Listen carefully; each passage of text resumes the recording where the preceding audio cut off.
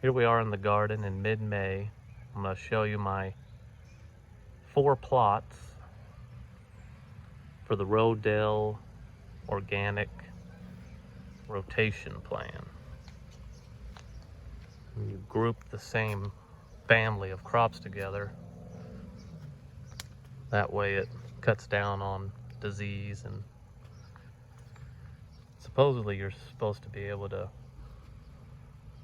not have to feed the crops, but I do anyway if they're looking sorry. But this is the first, these 2 rows here, wide rows is what I do. They're part of the first plot, and they are the big feeders, the tomatoes and peppers.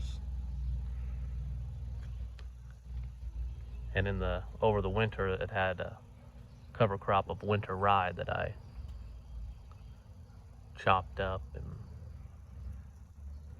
that'll help feed a lot of organic matter into the soil. And then this area in the spring gets a pretty hefty amount of mushroom compost from the local greenhouse.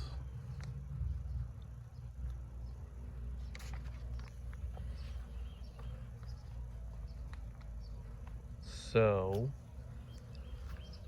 this is group 4, which is mostly root crops, your beets and carrots and corn is in that group for some reason.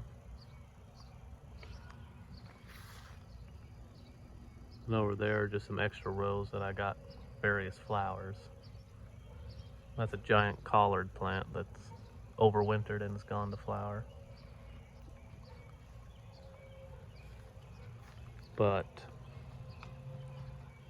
after the fall, when all these crops are done, this area will get a cover crop of winter rye for over the winter, because then these guys, tomatoes and peppers, will be grown over here next year.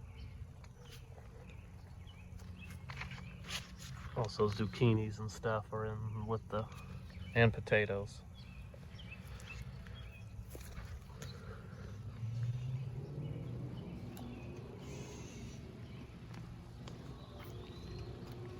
And these 2 rows here are group 2.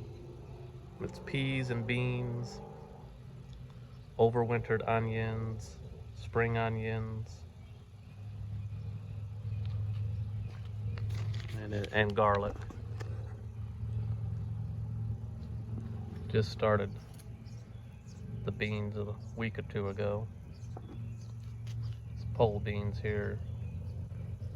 Climb up this arch.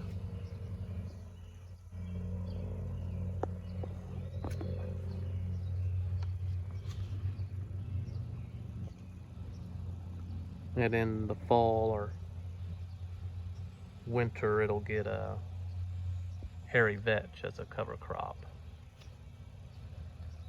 And these guys will obviously be planted over where the tomatoes and peppers are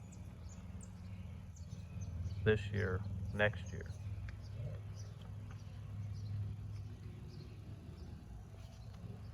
These 2 rows are group 3. And that's your brassicas and salad greens, cabbages, broccolis, cauliflowers, turnips, radish.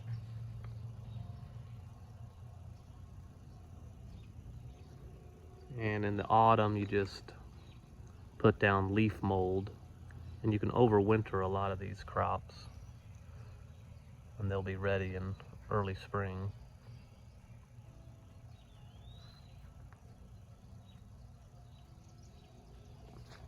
And the leaf mold is also really good, because once your overwintered crops are done, you can plant the carrots, and they really like the loose soil that the leaf mold creates.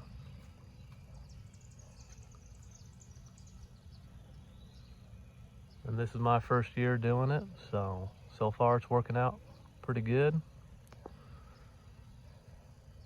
I haven't gave any feeding to these onions and garlic, and they're happy. Dumped a bunch of compost on the tomatoes and peppers. Haven't done anything to the carrots and beets, and they're doing fine.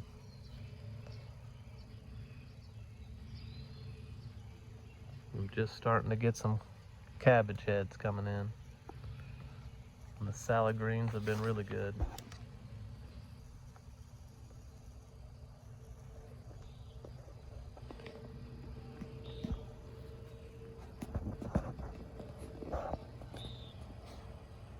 The chickens sure like getting all the extras.